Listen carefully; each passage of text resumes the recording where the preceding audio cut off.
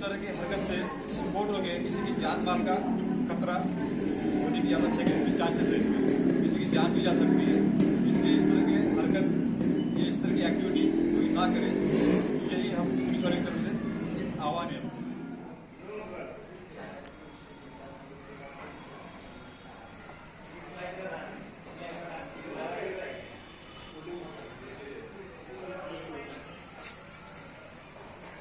उनके खिलाफ पुलिस ने कार्रवाई की। हाँ, परसों सवेरे की बात है, कुछ इंफॉर्मेशन ऐसी मिली कि अहले हदीस मस्जिद आयशा नगर कामगार कॉलोनी, यहाँ पर एक जन गैस ट्रांसफ़र मशीन से घरगुती गैस से में से गैस निकाल के एलपीजी का जो किट होता है उसमें इलीगल तरह से गैस ट्रांसफ़र कर रहा है।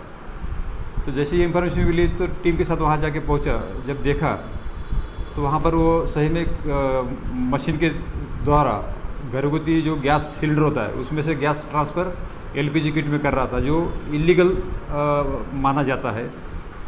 उसमें हमने ईसी एक्ट 3(7) के तहत उसके ऊपर कार्रवाई की है। 2 ऑटो रिक्शा, वो मशीन जब्त की है और उसमें 3 लोगों को अरेस्ट किया है। इस तरह की जो गैस ट्रांसफ़र का ये जो है ये अवैध है। इस तरह से जो भी करता है तो उसके खिलाफ इसी एक्ट के तहत हमेशा कार्रवाई की जाती है।